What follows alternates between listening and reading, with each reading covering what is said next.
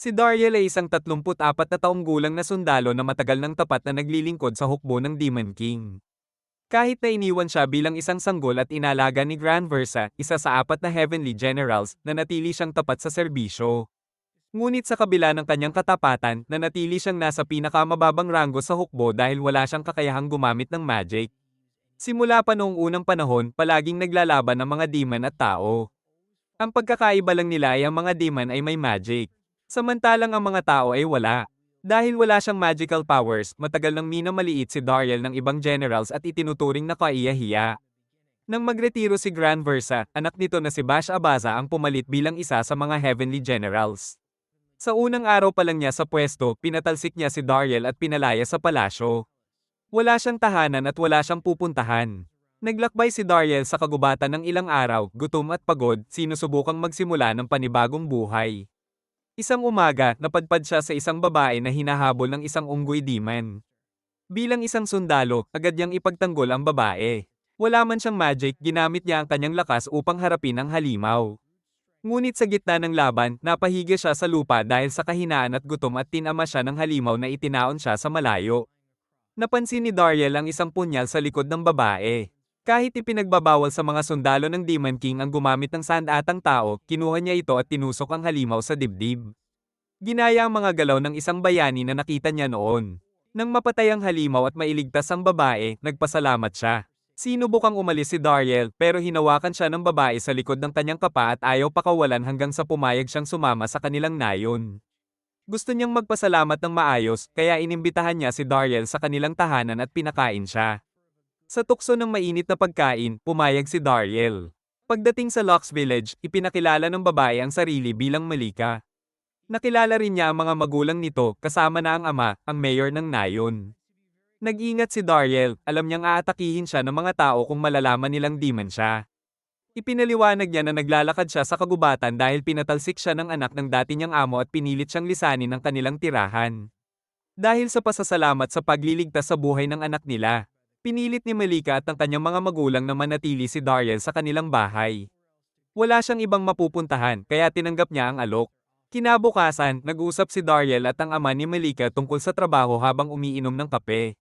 Bilang guildmaster ng nayon, iminungkahi ng ama na magrehistro si Dariel sa guild at maging adventurer, isang tao na tumatanggap ng mga quests mula sa mga taga-nayon, mula sa pangangalap ng mga materyales hanggang sa paglaban sa mga halimaw. Akala niya, perfect ang katawan ni Dariel para sa trabaho. Binigay niya ang form ng guild kay Dariel na agad na kinabahan dahil tanging tao lang ang pwedeng matagumpay na makumpleto ang ritual sa form. Kung susubukan ni Dariel, mabibigo siya at mabubunyag na siya ay demon. Sinubukan ni Dariel na gumawa ng dahilan at tumakas pero pinilit siyang tulungan ni Malika.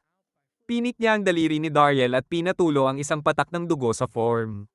Sa sobrang gulat ni Dariel, matagumpay niyang naisagawa ang ritual at nakapagrehistro sa guild.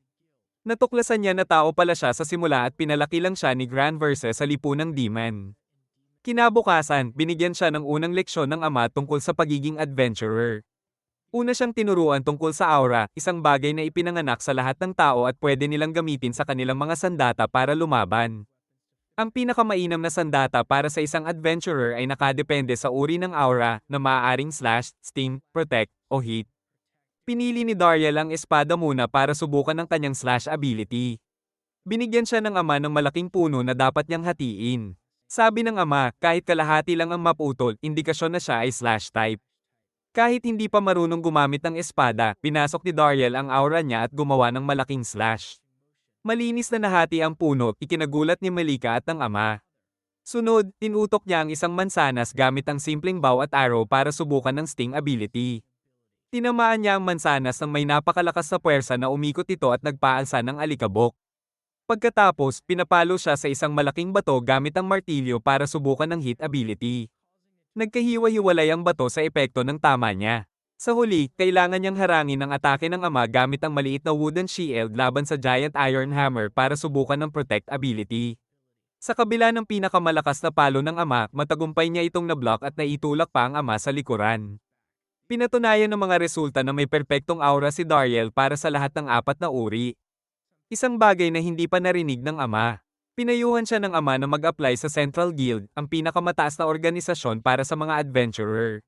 Sapat na ang kanyang kakayahan para makapasok at magbibigay din ng ama ng sulat ng rekomendasyon. Ngunit nakita ni Dariel ang luha ni Malika at humiling na manatili muna sa nayon. Di nagtagal, ipinakilala ng ama si Dariel bilang bagong adventurer sa mga taga-nayon. Masaya siyang sinalubong ng lahat maliban sa isang green-haired na teen na nanlait sa kanya at tinawag siyang matanda. Ang teen na ito ay si Gashita, ang kasalukuyang adventurer ng nayon. Tinanong niya si Dariel tungkol sa kanyang rank. Nang ibunyag ni Dariel na E-rank siya, pinatawa siya ni Gashita at ipinakita ang D-rank niya, sinabing huwag siyang makialam. Humingi ng paumanhin ang ama sa mayabang na ugali ni Gashita at binigyan si Dariel ng kanyang unang assignment, mang-alap ng mga halamang gamot para makumpleto ang mga request na tinanggihan ni Gashita. Tinanggap ni Dariel ang trabaho. Pinayuhan siya ng ama na mag-ingat sa paghahanap dahil maraming ulat ng halimaw sa paligid ng kagubatan. 6 na buwan na ring tinutugis ni Gashita ang halimaw pero walang resulta. Nang ipakita ng ama ang larawan, naalala ni na Dariel at Malika na ito ang parehong halimaw na napatay at nagligtas kay Malika noon. Sa ganitong paraan, nakumpleto na ni Dariel ang kanyang unang field assignment nang hindi niya namamalayan. Kinabukasan, nagpunta sina Gashita at Dariel sa Guildmaster para repasuhin ang mga quests. Pinapasalamatan ng Guildmaster si Gashita kay Dariel dahil sa pagpatay sa Monkey Monster para sa kanya. Nahihiya at naiinis dahil natabunan siya ng isang E-rank na adventurer, kinuha ni Gashita ang isang quest mula sa desk ng Guildmaster kahit pa tumutol ito at dali-daling tumakbo para kumpletuhin ito. Lumabas si Dariel papuntang kagubatan kasama si Malika upang ipakita sa kanya ang paligid at gabayan siya. Napansin niya na komportable si Malika sa paggalaw sa kagubatan, dumadaan sa mga matitinik na palumpong at umaakyat sa mabababang taluktok. Ibinahagi ni Malika na matagal na rin niyang gustong maging adventurer. Nasa kagubatan siya noong araw na iniligtas siya ni Dariel dahil may isang matandang babae sa nayo na may malubhang sipon, pero tumanggi si Gashita na pumunta at mang-alap ng halamang gamot. Pagdating nila sa isang hukay para sa mga herbs, sinimulan nila ang kanilang unang paghahanap. Sobrang sakit at hirap habang nag-iikot sa kagubatan. Napansin ni Malika ang bakas ng USA at nagpasya siyang habulin ito para sa kanilang hapunan. Natunto nila ang USA, pero biglang lumitaw ang isang nakakatakot na pulang monster deer. Tumalon ito ng mataas at tumalbog palayo para lumaban sa isa pang dambuhalang spider monster. Masigasig na hinailan ni Malika ang kanyang punyal at tumakbo patungo sa kanila para subukang patayin ang parehong halimaw. Sa tulong ni Dariel, napatay nila ang parehong monsters at dinala pabalik sa nayon. Tumakbo si Gashita na umiiyak, parang bata, dahil nakuha muli ang spotlight niya. Lumipas ang ilang araw at nasanay na si Dariel sa buhay sa nayon. Ang tanging problema na lang ay ang ayaw ni Gashita na makipagtulungan sa kanya. Isang araw, dumating si Dariel sa opisina at nakita ang ama na stressed. Ipinaliwanag ng ama na may urgent quest tungkol sa isang napakapanganib na Blaze Deathside monster sa kagubatan ng nayon. Dahil napakalakas ng halimaw, limitado ang quest sa S-rankers pataas pero wala silang ganoong adventurer. Kaya ibinigay ang quest sa kalapit na guild na nagpadala na ng kanilang adventurers para ice round ang halimaw. Nakita ni Gashita ang quest nang nasa guild office siya at dali-dali siyang umalis. Na nag-alala ang guildmaster na susubukan niyang manghuli ng halimaw at makialam sa plano ng ibang guild. Maaaring magdulot ito ng alitan sa pagitan ng dalawang guild at ang guildmaster ang mananagot. Nagboluntaryo si Dariel na sundan si Gashita at siguraduhing ligtas itong makakabalik. Binigyan siya ni Malika ng mga gamot na gawa sa herbs na nakalap nila noon bago siya umalis. Habang patungo sa lugar kung saan nakita ang Blaze Deathside, nagulat siya sa malaking trail na iniwan ng halimaw at nagtaka kung nasaan ang adventurers ng ibang guild. Biglang nakita niya si Gashita na sumisigaw at tumatakbo patungo sa kanya, may halimaw na sumusunod sa kanya. Tumayo si Dariel at naghanda sa laban, pero iniwan siya ng halimaw at tuloy ang paghabol kay Gashita. Sinubukan ni Gashita na tamaan ito ng arrow, pero tumalbog lang ito sa matitigas nitong kaliskis. Atinik ni Dariel mula sa likod, pero mababaw lang ang tama. Sinubukan ng halimaw na hampasin si Dariel gamit ang buntot na pinigilan niya gamit ang espada, pero naputol ito. Kinuha ni Dariel ang isang matalim na piraso at ginamit ang parehong sting at hit abilities upang itapon ito sa bibig ng halimaw na sumabog sa loob. Nagtagumpay siya at namatay ang Blaze Deathside sa harap niya. Pagkatapos noon, inilapat ni Dariel ang End of Venom na ibinigay ni Malika sa kagat ni Gashita at ibinuhos ang Bloodstone Herb sa iba pang sugat niya para huminto ang pagdurugo. Pagkatapos nito, bumalik sila sa nayon. Kinabukasan, dumating si Gashita sa bahay at binati si Dariel bilang kuya, sinasabing utang niya ang buhay sa kanya at nais magtrabaho sa ilalim ng kanyang pamumuno matapos gumaling sa kanyang mga sugat. Samantala, sa palasyo ng Demon King, bumalik ang isa sa mga Heavenly Generals matapos mapilitang tumakas sa laban-laban sa isang makapangyarihang grupo ng mga hero. Inakusahan niya ang bagong assistant ng Heavenly General sa pagkatalo dahil hindi nito maayos na nasuri ang kalaban at nabigo nitong i-report na may bagong spearman na sumali sa grupo. Agad na pinatalsik ni Bash Abaza ang assistant na siya na ang ikaapat o ikalima ng assistant na Naple AS mula nang matanggal si Dariel. Isang general na si Deroy ay nagmungkahi na muling italaga si Dariel, sinasabi na palagi niyang natutupad ng maayos ang kanyang mga gawain, mahusay sa estratehiya, at inaalagaan din ang kalusugan ng iba. Ngunit galit na galit si Bash Abaza kay Dariel hanggang sa bumubuo ang dugo niya sa init at hindi niya ikinukonsidera ang mungkahi. Isang gabi, tinanong ni Dariel ang mayor kung bakit maraming bakanteng bahay sa nayon. Ipinaliwanag ng mayor na sa labas ng nayon ay may mithril mine, isang napakahalagang metal na may misteryosong katangian. Ginagamit ito ng mga tao para gumawa ng dekalidad na sandata at ng mga demon para sa magical equipment. Dahil dito, nagkaroon ng alitan sa pagitan ng tao at demon para sa kontrol sa mina. Dahil ang Lux Village ay karaniwang hintuan sa ruta ng kalakalan ng Mithril, umunlad ito bilang isang lodging town. Ngunit noong bata pa ang mayor, tuluyang kinontrol ng mga demon ang mina na nagdulot ng pagkawala ng pangunahing pinagkukunan ng kita ng bayan. Mula noon, unti-unting bumagsak ang Lux Village. Kinabukasan, nagpasya si Dariel na pasukin ang Mithril mine ng palihim. Dahil dati siyang responsable sa mina bilang assistant ng Army Generals, kilala siya ng mga manggagawa doon. Umaasa siya na makikipag-usap sa kahit isa sa kanila upang makakuha ng mithril para sa Lux Village at matulungan ang pag-unlad nito. Isinuot niya ang isang walang lamang crate sa ulo at naglakad sa gate. Napansin niyang kakaiba, wala namang seguridad. Napagtanto niyang walang sundalo sa mina at nagtataka kung sino na ang namumuno mula nang siya ay mapalayas. Pumasok siya sa shaft ng mina at sumigaw para sa kahit sino roon. Lumitaw mula sa dilim ang isang grupo ng maliliit na nilalang na may malalaking mukha at fluorescent na features, tinatawag na knockers. Agad nilang nakilala si Dariel at masiglang binati siya. Bumati rin siya pabalik at nagyakap sa kanila. Naka-line up sila para sa kanya upang makatanggap ng mga pats, sabay-sabay na sinasabi na siya ang pinakamahusay na boss na kanilang nakilala. Ikinwento nila na may 4 na beses na mas maraming mithril sa kanilang imbakan kumpara noon.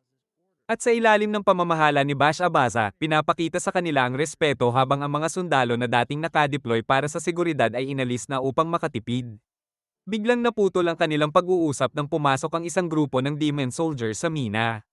Mabilis na nagtago si Dariel sa likod ng isang malaking bato. Sumigaw ang bagong commander sa mga knockers dahil hindi nila naibigay ang sapat na mithril sa itinakdang oras. Kahit na nagmamakaawa sila, tinakot at iniutos niya na dapat handa ang material kinabukasan, kung hindi ay may kaparusahan. Pagod na sa sitwasyon, nagdesisyon ng isa sa mga knockers na magrebelde at tinamaan ang commander sa ulo. Galit na galit, iniutos ng commander sa kanyang mga sundalo na patayin silang lahat, alam niyang walang laban ng mga knockers sa mga bihasang sundalo. Pinutol ni Dariel ang unang spell sa pamamagitan ng paghagis ng pala sa isang sundalo. Pagkatapos ay lumitaw siya sa harap ng commander na may hawak na espada at nakasuot ng maskarang tela para itago ang kanyang pagkakakilanlan. Sinabi niya sa mga demon na umatras at hindi niya sila susundan, ngunit kung ipagpapatuloy nila ang pag-atake, kakaharapin nila siya. Tumawa lang ang commander at iniutos ang pagpatuloy ng atake. Nagsimulang mag-cast ng spells ang ilang sundalo, pero alam ni Dariel na kailangan nila ng matinding konsentrasyon. Hanggat maaalis niya ang kanilang focus, ayos lang. Ngunit sinubukang atakihin ng isa sa mga knockers ang isang sundalo na malapit nang matapos ang ritual. Akala ni Dariel huli na, pero natapakan siya ng sundalo pabalik. Dito naisip ni Dariel na sanay sila bilang mga marangal na sundalo, kagaya niya noon. Sinubukan niyang iplaan ang kanilang moralidad na huwag patayin ng mga knockers dahil sila ay non-combatant civilians at ang pagpatay sa kanila ay magpapababa sa kanila bilang sundalo. Mukhang epektibo ito hanggang sa inatake siya ng commander at ginamit ang banta sa mga sundalo, sinasabing kung hindi sila susunod, sila ay isusunog hanggang abo. Nagchant ang mga sundalo ng iba't ibang elemental rituals. Alam ni Dariel ang tagal ng bawat ritual, kaya naitakda niya ang timing ng kanyang mga atake upang mapabagsak ang mga sundalo isa-isa ayon sa tagal ng ritual. Nagmadali ang commander na mag-cast ng spell laban sa kanya, pero madaling na-block ni Dariel gamit ang kanyang espada at itinulak siya sa lupa na nakapwesto ang espada sa kanyang leeg. Sa desperasyon, nakiusap ang commander kay Dariel na patawarin siya dahil siya ay civilian. Ipinaliwanag niya na nakisama lang siya ng maayos kay Lord Bash Abaza sa isang ball, kaya ipinagkatiwala siya ng Lord sa pamamahala ng mina. Pinabagsak ni Dariel ang espada sa commander, iniwan siyang may napakasamang haircut. At sinabi na bumalik at magbitiw sa kanyang pwesto. Agad na sumang-ayon ang commander at tumakbo palayo kasama ang mga sundalo. Nagpasalamat ang mga knockers kay Dariel sa paglaya sa kanila at sa pagbibigay sa kanilang boss ng tamang pagkontrol. Bumalik si Dariel sa nayon at iniulat sa mayor na naibalik na niya ang kontrol sa mina. Humingi siya sa mayor na tiyakin ang proteksyon ng mga knockers. Sa wakas, muling napasa kamay ng mga tao ang Mithril Mine sa loob ng maraming dekada. Pinayagang manatili ang mga knockers bilang guides dahil pamilyar sila sa buong layout ng mina. Sa muling pagbukas ng mina, dumagsa ang mga tao sa Locks Village na ibalik ang dating kasiglahan at kasaganaan ng nayon. Samantala, patuloy na humaharap sa problema ang Demon King's army dahil sa matinding mismanagement sa ilalim ni Bash Abaza at ang pagkawala ng mithril supply ang huling patalim sa kabaong. Hinayla ng Demon King si Bash Abaza sa throne room upang parusahan siya sa kanyang mga pagkukulang. Galit ang Demon King dahil sa hindi makatarungang pagtaas ni Bash Abaza ng weekly mithril quota ng 4 na beses para gumawa ng sandata na paulit-ulit na ipinagbawal sa kanya ng hari. Dahil dito, labis na napagod ang mga knockers at lumaban sa mga demon, isang bagay na itinuturing ng hari na malaking pagkakamali.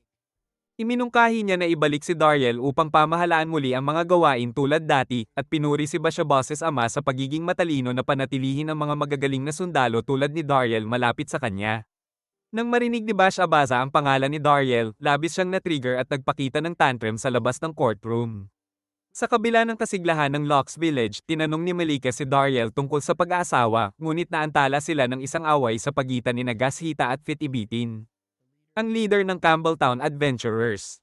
Nang malaman ni Fitibitin na dalawa lamang ang D-rank adventurers sa Locks Village, pinagtawanan niya ang kakayahan nila, sinabing ang Mithril Mine incident ay puro swerte lamang at sinabing sila ang manggangune sa lahat ng gawain na may kinalaman sa mina. Tumugon si Dariel, ipinaliwanag na ang pagpatay sa Blaze Deathside monster ay quest ng Campbelltown Adventurers ngunit siya at Gashita ang buong humawak nito. Naiwan si Fitibitin na walang masabi at napilitan pang iwan ang kanyang clan sa mina. Kinabukasan, dumating si Mr. Bestford, isang diplomat mula sa Central Guild, upang makipagnegosasyon sa mga knockers, ngunit pagod na at ayaw nilang makipag-usap sa kahit sino maliban kay Dariel. Ipinaliwanag ni Dariel na nag-iingat sila dahil dati silang inabuso ng Demon Army at hindi basta-basta nagtitiwala sa mga estranghero. Tinuturing nila si Dariel bilang kanilang tagapagligtas mula sa pang-aapi ng Demon, kaya nagkakaroon sila ng tiwala sa kanya. Hiniling ni Bestford kay Dariel na maging intermediary sa pagitan ng mga knockers at guild sa negosasyon. At pumayag si Dariel. Pagdating niya sa mina at humingi ng pakikinig sa mga knockers kay Mr. Bestford, agad silang sumang-ayon na makipagtulungan. Habang umaalis sila sa mina, narinig ni Dariel ang isang anunsyo mula sa Demon King na nagpapatawad sa mga knockers sa kanilang pagtataksil at hinihikayat silang bumalik at magtrabaho para sa mga demon. Nakilala ni Dariel ang boses at dali-dali siyang tumakbo upang hanapin ito. Totoo nga, ang announcer ay ang dating kaibigan niya sa army, si Rizet Rice. Nagtayo si Rice ng mataas na pader ng rumaragasang tubig sa pagitan nila at ng adventurers, hinihikayat si Dariel na umatras. Sinabihan ni Dariel si Rice na huminahon at ibinunyag ang kanyang pagkatao. Nakita ni Rice ang katotohanan at niyakap ang dating kaibigan, sinasabi kung gaano siya nag-alala para sa kanya. Ipinahayag ni Dariel na siya pala ay tao. At bagamat nagulat, nangako si Rice na itatago ang sikreto niya. Nag-echo ang damdamin ni Rice sa iba pang naroon nang ibahagi niya kung gaano kabagsik ang sitwasyon para sa mga demon mula ng pag-alita ng Demon King si Bash Abaza, mas lalong lumala ang pamamahala nito. Ipinadala si Rice upang makipagkasundo sa mga knockers at ayusin ang mga alitan. Mahalaga sa tagumpay ng mga demon ang magandang relasyon sa demi-humans tulad ng mga knockers. Sinubukan niyang kumbinsihin si Dariel na bumalik. Sinasabi na isa sa 4 na generals, si Lady DeRoy, ay nagsusulong ng pagbabalik niya. Ngunit tumanggi si Dariel, sinabi niyang mayroon na siyang bagong buhay. Sinubukan ni Rice na gamitin ng magic para pilitin si Dariel na sumama, ngunit ginamit ni Dariel ang kanyang bagong kasanayan sa aura upang pigilan ito. May ibang plano si Dariel. Dinala niya si Rice kay Mr. Bestford at ipinaliwanag ang kanyang ideya. Iminungkahi ni Dariel na gamitin ng mga tao ang monopolyo nila sa mithril upang ibenta ang kaunting bahagi nito sa mga demon sa presyong 4 na beses na mas mataas kaysa sa karaniwang halaga. Ipinaliwanag niya na mahalaga ang mithril para sa parehong tao at demon, kaya tiyak na susubukan ng mga demon na mabawi ang mina na magdudulot ng isa pang laban at maraming pagkamatay. Sa halip, pwede lamang mag-supply ang mga tao ng maliit na bahagi ng mithril upang maiwasan ang marahas na kaganapan. Tiniyak ni Ryza na talagang kailangan ng mithril ng mga demon at handa silang magbayad ng mataas na presyo. Tumutol si Fitibitin na nakabantay noon sa ideya at sinugod si Ryza gamit ang punyal pero nablock ito ni Dariel. Pinatigil ni Mr. Besford si Fitibitin, binanggit na ang tungkulin niya ay security at escort lang at tinanggap ang plano ni Dariel. Kinabukasan, inutusan ni Mr. Besford si Dariel na hanapin ang lumang mithril workshop at buhayin ito muli. Ngunit pagdating niya doon, nauna na si Fitibitin kasama ang Campbelltown Adventurers at inangkin ang workshop. Ipinaliwanag ng mayor na dati ay pinoprotektahan ng Campbelltown ang mithril mine. Ngayon na nakuha muli ni Dariel ang kontrol, nag-alala si Fitibitin tungkol sa workshop. Dumating sa nayon ng isang matandang panday na si Smith bilang ekspertong mithril smith sa kahilingan ng Central Guild. Humiling siya kay Dariel na payagan siyang magtrabaho sa workshop, ngunit sinabi ni Dariel na kontrolado ito ng Campbelltown. Bumaba si Smith sa workshop at nagmakaawa kay Fitibitin na payagan siyang magtrabaho. Marahas at dismissive si Fitibitin, kaya pinayagan lamang siyang magtrabaho sa isang sulok ng workshop. Labing saya si Smith na makatrabaho muli ang mithril. Nahihirapan ang ibang panday sa paggawa ng mga medalya, kaya ipinakita ni Smith ang tamang paraan sa pamamagitan ng paggawa ng napakalaking espada. Namangha si Dariel kung gaano kadali na naabsorb ng espada ang kanyang aura at naputol nito ang isang dambuhalang puno na parang walang anumang resistensya. Nagpaumanhin si Fitibitin kay Smith sa pagtingin niya rito ng mas mababa noon at hiniling na magtrabaho ito sa workshop pero tumanggi si Smith dahil sa nakaraang kabastusan. Ibinahagi ni Smith na ang kanyang totoong layunin ay gumawa ng pinakamagandang sandata sa kanyang buhay para magamit ni Dariel na may perpektong aura para sa lahat ng apat na uri. Habang nasa workshop, nakakuha si Smith ng kaunting mithril at nag-set up ng maliit na workspace sa bahay. Dinala niya ang ethanol furnace, isang uri ng magical equipment mula sa black market, ngunit hindi ito magagamit dahil kailangan ito ng magical source.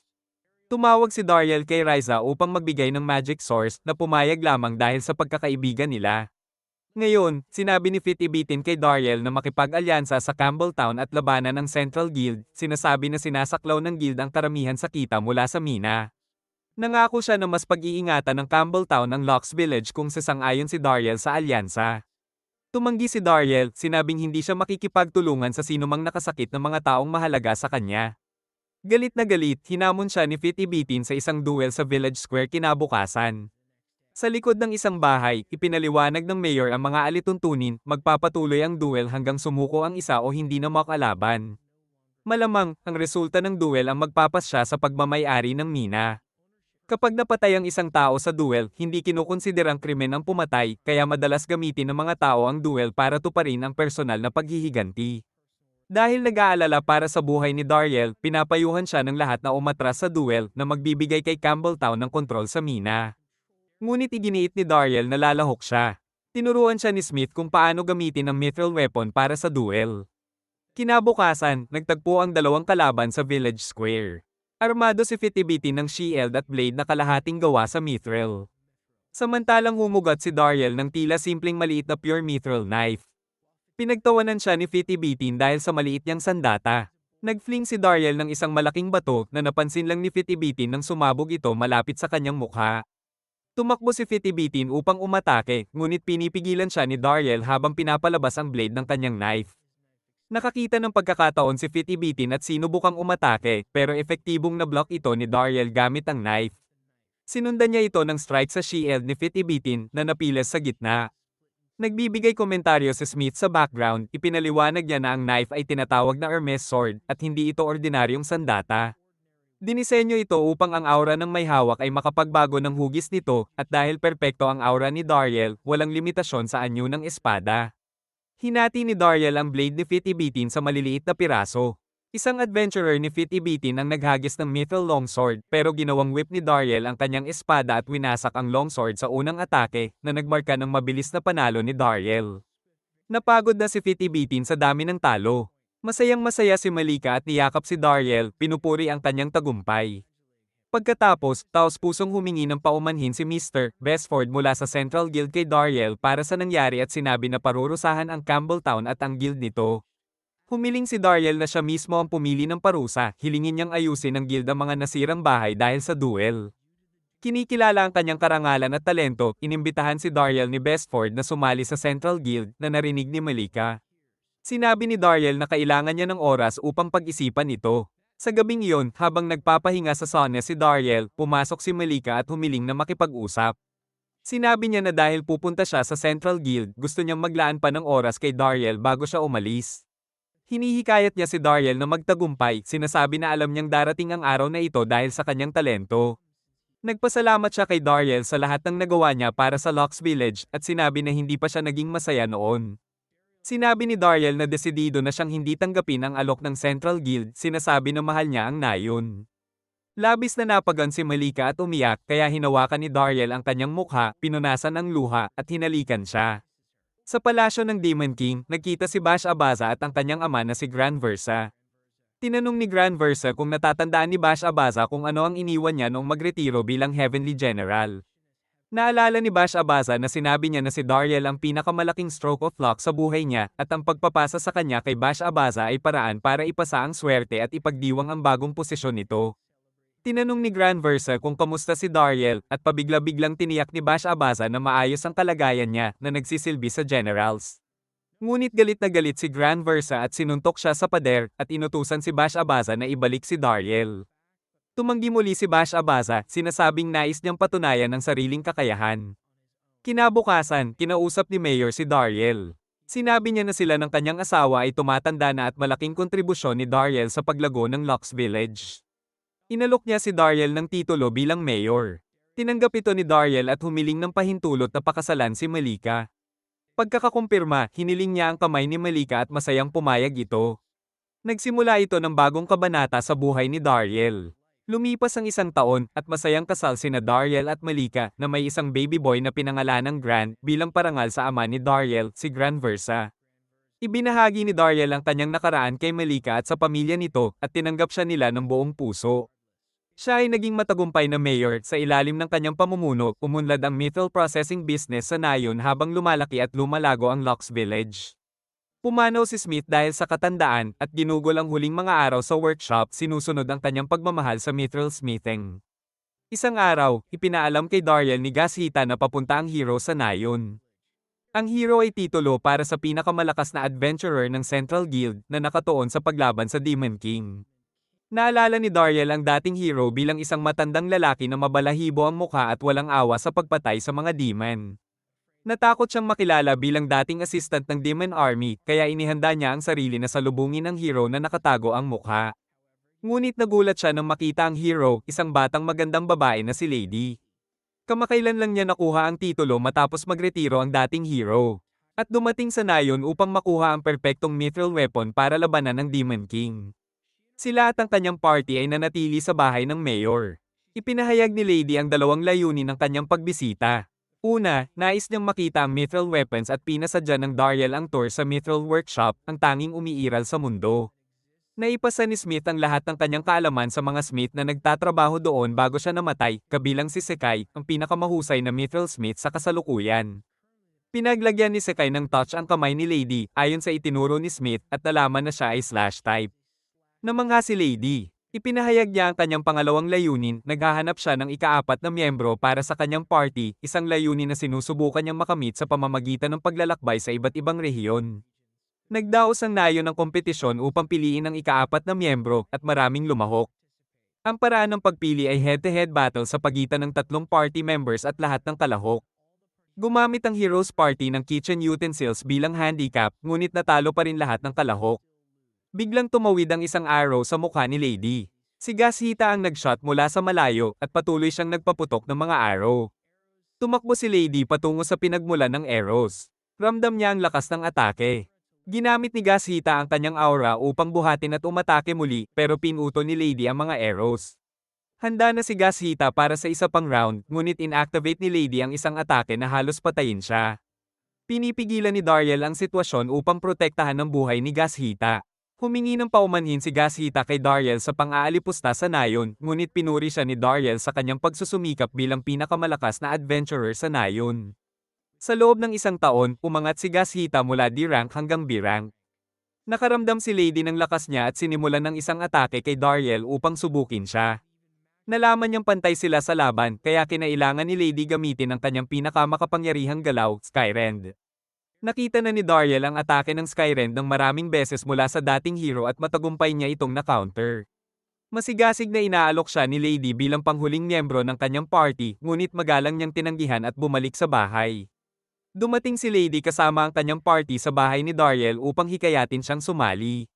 Ngunit iginiit ni Dariel na nakatuon siya sa kanyang pamilya at nais niyang masaksihan ang paglaki ng kanyang anak. Sinabi rin niya na ayaw niyang makipaglaban sa mga demon na minsang naging kanyang pamilya, tulad ni Rice, Granversa, at Lady Deroy. Hindi makapaniwala si Lady na mayroong mas mahalaga pa kaysa talunin ng Demon King, kaya nagpas siyang sundan si Dariel upang malaman ang kanyang motibo. Sa buong araw, pinanood niya si Dariel habang tumutulong sa mga taga-nayon sa kanilang gawain at tumutulong sa mga nangangailangan.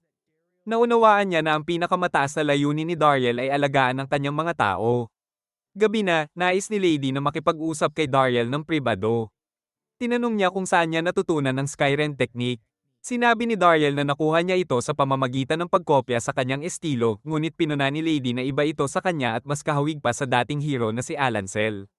Nang sabihin ni Dariel na wala siyang ideya tungkol dito, nagalit si Lady at pinilit siyang muling makipaglaban sa mga demon.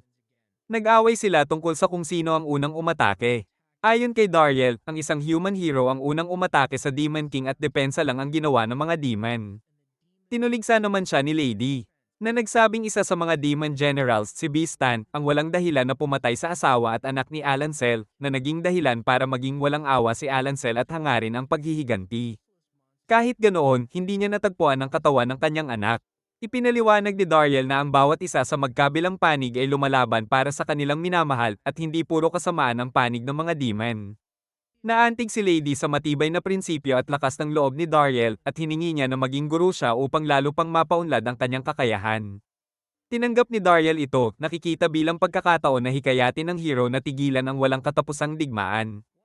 Isang araw, dumalaw si Rice upang ipaalam kay Dariel ang kanyang bagong promosyon bilang Special Envoy, isang titulo na ginawa para sa kanya matapos matagumpay na mamagitan sa Mithril Affair.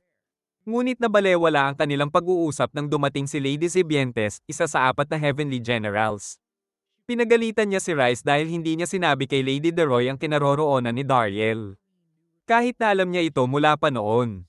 Pinilit siyang kumilos ng maayos matapos ipakita ni Malika ang kanyang galit. Hiniling ni ZBNT kay Dariel na isuko ang kontrol ng Mithril Supplies, ngunit tumanggi siya. Natakot siya sa matinding titig ni Malika at nagpatuloy ang argumento sa labas. Sinubukan ni ZBNT na makuha ang kontrol gamit ang puwersa, ngunit paulit-ulit siyang natalo ni Dariel. Frustrated, gumawa siya ng bagong plano, wasakin ang nayon gamit ang Geostorm at hanapin ang Mithril pagkatapos. Naglabas si Dariel ng dambuhalang Skyrend, tulad ni Alancel, at nilamon ang bagyo. Nawala ng malay si ZBNT at nagsimulang bumagsak mula sa taas, ngunit sinagip siya ni Dariel at ni Rice at tinanggap ang kanyang pagkatalo. Pumayag si ZBNT na bumili ng Mithril mula kay Dariel at bumili ng sandata na pwedeng gamitin sa magic. Gumawa si Dariel ng lahat para ilayo si ZBNT kay Lady at sa kanyang party kapag bumisita sila sa Mithril Workshop. Ngunit nagtagpo sila sa sauna at nagsimula ang pagtatalo. Interbensyon ni Dariel ang nagdala sa kanila pauwi at ipinaliwanag ang sitwasyon. Ipinaliwanag ni Dariel ang buong katotohanan upang maipaliwanag ang kanyang pagkakaugnay sa magkabilang panig. Naunawaan nila ang kanyang sitwasyon, ngunit patuloy silang nagtatalo sa isa't isa. Nagmungkahi si Malika ng isang duel upang linawin ang tensyon sa pagitan nila. Pumayag si Dariel na mamahala sa duel sa kondisyon na wala sa kanila ang papatayin ang kalaban. Kinabukasan, nagsimula ang duel. Pantay ang laban at walang malinaw na panalo sa mahabang oras. Sa kalagitnaan ng laban, tumakas ang kanilang anak na si Grant mula sa mga braso ni Malika patungo sa dalawa. Isang dambuhalang bato mula sa isa sa kanilang mga atake ang halos matamaan siya, ngunit sinira ito ni Zebientes sa ere gamit ang spell. Dahil dito, naunawaan ni Lee ang kabutihan sa puso ng mga demon at nagkaayos sila, kaya tinihil ang duel. Para kay Dariel, ito ang pinakamagandang kinalabasan ng laban, pinatunayan nito ang posibilidad na magsanib puwersa ang mga demon at tao. Sa korte ng Demon King, humiling si Granversa na tanggalin ang anak niyang si Bashabaza sa posisyon bilang Heavenly General dahil pinabayaan nito ang tungkulin at hindi lumabas sa kanyang silid sa loob ng higit 1 taon. Itinuro ng Demon King na mas mukhang iniintindi ni Bashabaze si Dariel, ang assistant na kanyang pinalaki, kaysa sa sariling anak. Ibinigay ng hari ang lokasyon ni Dariel na alam na niya mula pa noon. Isang araw, nagdala ang isang miyembro ng party ni Lady ng bisita kay Dariel pagkatapos silang magtagpo sa isang quest. Nagulat siya nang makita na ang bisita ay si Alan Cell, ang pinakamalakas na hero sa kasaysayan, na naaalala niya bilang isang mabagsik at mabangis na mamamatay tao. Natakot si Dariel sa pagkakita kay Alan Cell sa kanyang pintuan. Ngunit mas lalo siyang nagulat nang makita niya itong nakikipaglaro sa mga bata sa nayon tulad ng isang mabait na matanda. Labis na natuwa ang mga taga-nayon na makita ang isang tunay na bayani. Inanyayahan ni Dariel si Alan Cell sa bahay at pinaalalahanan si Zebientes na huwag gumamit ng magic sa nayon dahil kaya nitong maamoy ang magic tulad ng aso. Sinabi ni Alan Cell na dumating siya sa nayon upang ipagpatuloy ang training ng kanyang apprentice na si Lady dahil gumaling na siya mula sa sugat na natamo mula sa pinakamakapangyarihang atake ni Grand Versa. Maraming taga-nayon ang dumating upang manood ng training mula sa legendary hero. Madaling naiiwasan ni Alan Cell ang lahat ng atake ni Lady habang pumipirma pa rin ang autographs. Napansin niya na umunlad ang sword skills nito at tinanong kung sino ang nagturo sa kanya. Nang malaman na si Dariel ang kanyang teacher habang wala siya, hiniling ni Alan Cell na makipag-spar siya kay Dariel. Bagamat nag-aatubili, napilit si Dariel dahil sa peer pressure. Pinaliban niya ang laban sa pamamagitan ng panlilinlang kay Alan Cell na maghanda muna ng masarap na picnic. Habang kumakain sila, naramdaman ni Alan Cell ang magic mula sa bahay ni Dariel.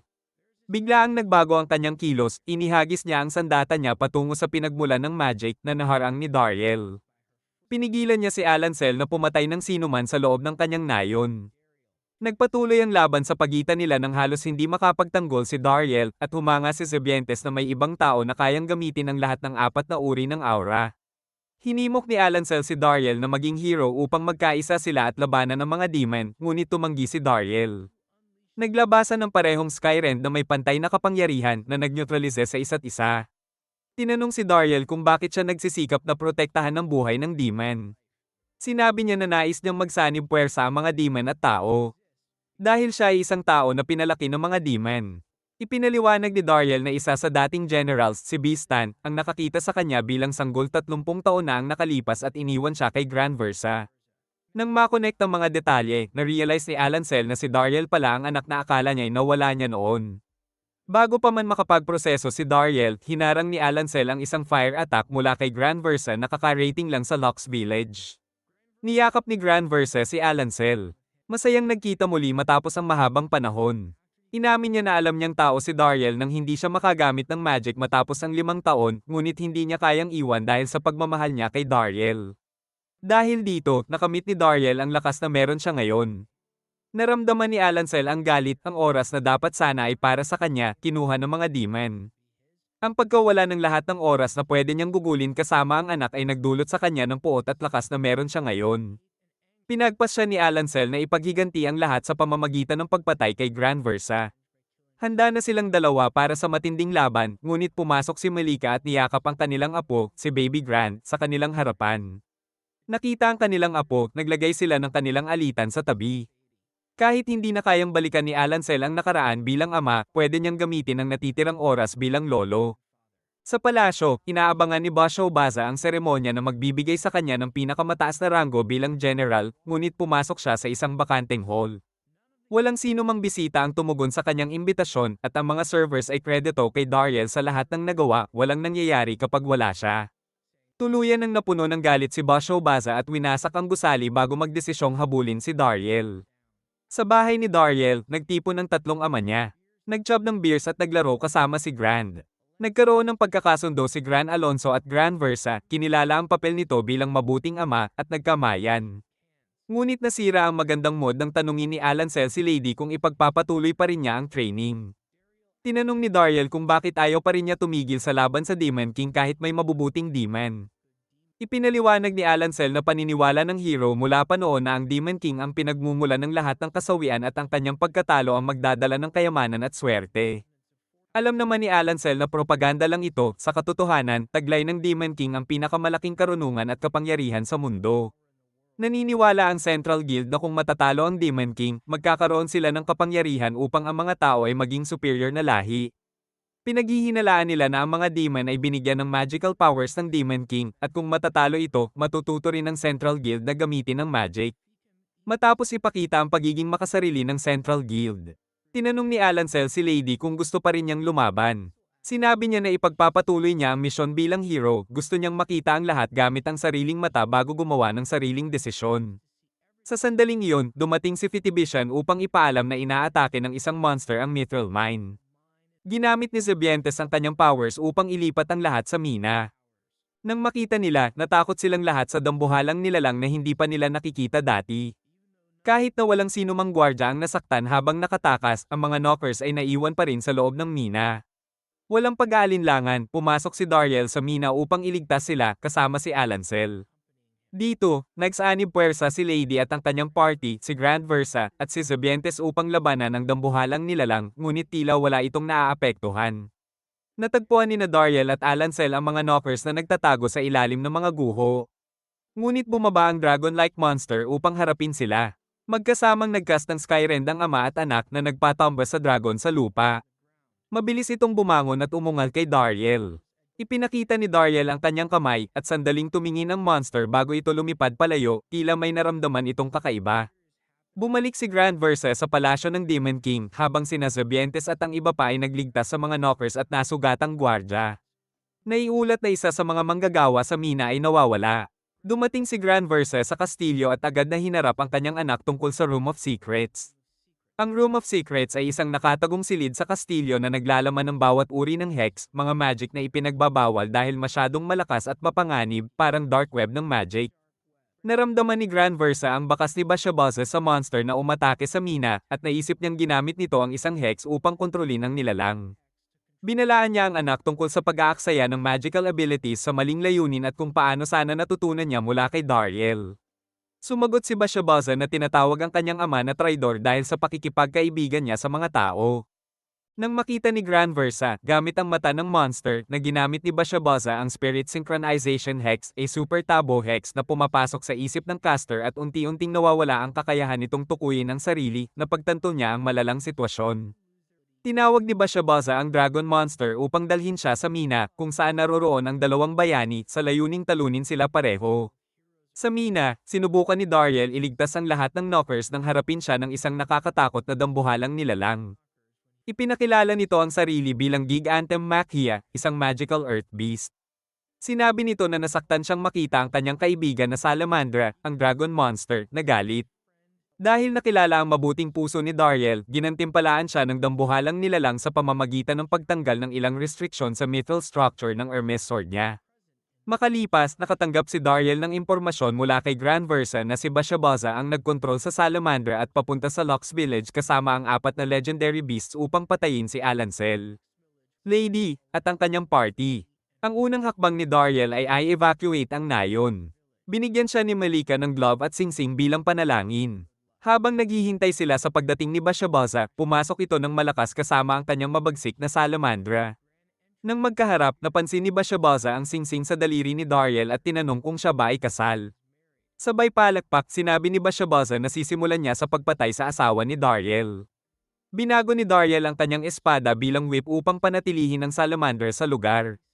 Habang ginamit ni Zebientes ang malakas niyang hangin upang pilitin itong bumaba sa lupa. Naglabas si Dariel ng Skyrend at hinampas si Bashabaza gamit ang kanyang espada, sabay hiling ng negosasyon upang ayusin ang kontrol sa mina. Ngunit malinaw na sinabi ni Bashabaza na hindi niya yun pinapansin, dumating siya upang tuparin ang kanyang pangarap, tapusin ang digmaan sa pagitan ng tao at demon. Ang tunay na layunin ni Bashabaza ay patayin ang mga hero at lipulin ang lahat ng tao upang wakasan ang digmaan. Patuloy ang laban nila ni Dariel, at napunta si Dariel sa sulok na nakadikit sa pader. Pinuri ni Dariel si Bashabaza sa kanyang kahangahangang kakayahan sa magic at sa paggamit ng malalakas na hex. Naiinis sa mga salita ni Dariel. Ginamit ni Bashabaza ang kanyang trump card na itinabi para sa mga hero, ginamit niya ang hex upang palakasin ang sarili, na lumaki ang dalawang sungay at buntot, parang demonyo. Kasabay nito, nakikipaglaban ang iba sa Salamandra. Isang miyembro ng hero party ang gumawa ng dome-shaped wall upang hindi makalipad ang monster, habang ang iba ay umatake ng buong lakas. Mabilis na napabagsak ni na Alonso at Granversa ang Salamandra, pinapahalagahan ng sandaling iyon dahil ito ang unang pagkakataon na nagkaisa ang tao at demon laban sa isang banta. Pagkatapos, napansin nila ang dambuhalang fireball at bolt of light sa malayo. Iniwan ni Bashabaza ang fireball dahil sa galit ng subukan ni Dariel siyang pigilan, ayaw niyang utusan ni Dariel. Nakilala ni Dariel ang spell at alam niyang kailangan niya itong pigilan o mawawasak ang buong nayon. Ginamit niya ang Hermes Sword upang i-channel ang aura niya sa isang dambuhalang light beam at winasak ang fireball. Dahil sa Hex, lalo pang naapektuhan ang katawan ni Bashabaza, nag-transform siya sa isang madilim. Halimaw na anyo. Inatake niya si Dariel at pinid sa pader. Lalong lumakas ang Spirit Synchronization Hex at unti-unting nasilip ni Dariel ang mga alaala ni Bashabaza. Lumaki si Bashabaza na humahanga sa kanyang ama at pangarap maging isa sa Heavenly Generals tulad nito. Ngunit bihira siyang makasama ng ama, ilang beses lang sa loob ng ilang taon. Nang 10 taong gulang siya, dinala ni Granversa si Dariel sa bahay at ipinakilala bilang kanyang nakatatandang kapatid. Napuno si Bashabaza ng lungkot na ang oras na sana'y kasama niya ang ama ay ginugol kay Dariel. Hindi siya pinayagang sumali sa army hanggang sa lumaki at magaling sa magic. Nang sa wakas ay pwede na, nagretiro si Granversa at binigay sa kanya ang posisyon ng general at si Dariel ang naging aide. Ang matinding kalungkutan ay nauwi sa galit at puot at ginawa niyang layunin sa buhay ang talunin si Dariel. Naiintindihan na ni Dariel ang nararamdaman ni Bashabaza. Sinubukan niyang ipahayag ang damdamin nila sa pamamagitan ng synchronized thoughts. Ibinahagi niya na alam niyang hindi siya kabilang sa pamilya ni Granversa at hindi siya kayang gumamit ng magic, kaya pinilit niyang huwag magdulot ng problema. Nang makilala niya si Bashabaza, pinilit niyang maging mabuting nakatatandang kapatid. Ngayon, naiintindihan niyang nabigo siya. Nangako siya kay Bashabaza na kung mapapatawad, gagawin niya ang tungkulin ng isang nakatatandang kapatid at susuportahan siya hanggang sa maramdaman niyang siya ay minamahal at ligtas. Naabot ng mga salita ni Dariel si Bashabaza at tuluyan ng nabasag ang Hex. Bumalik sa normal ang katawan ni Bashabaza at nawalan na siya ng kontrol sa Salamandra. Nagwala ang Salamandra, ngunit pinagsama ni Bashabaza ang sarili sa katawan nito upang pansamantalang makontrol at ilipat ang monster sa ibang lugar sa kapalit ng kanyang sariling buhay. Tinanggap ni Bashabaza ang kanyang kapalaran at masaya siyang nakapagpakalma at nakipagkasundo sa kanyang pamilya bago siya halos mamatay. Gayunpaman, hinarap ni na Granversa at Dariel ang monster, winasak ito, at nailigtas si Bashabaza. Bumalik sina Dariel at ang iba sa bahay nila kung saan naghihintay si Malika na may handang malaking pista. Nang makita niyang ligtas at maayos ang kanyang asawa, niyakap niya si Dariel ng sobrang higpit na muntik na siyang mapahamak. Hinarap ni Bashabaza ang Demon King para sa kanyang mga kasalanan. Pinatapon siya mula sa Demon Kingdom bilang parusa. Dinala ni Granversa si Bashabaza sa bahay ni Dariel kung saan siya'y tinanggap ng bukas ang mga bisig. Nakilala niya si Gray at ang kanyang baby niece na nagsabi ng kanyang unang salita, Big Brother Bashabaza. Nagdiwang ang lahat, tao man o demon, kasama si Bashabaza. Pagkatapos, nagpa siya si Bashabaza na tulungan ng mga nasaktan niya tulad ng mga knockers at maglakbay sa mundo upang palawakin ang kanyang kaalaman. Samantala, nagpatuloy si Dariel sa kanyang masayang pangalawang buhay sa maliit at payapang nayon kasama ang kanyang pamilya at ang mga taong minamahal niya.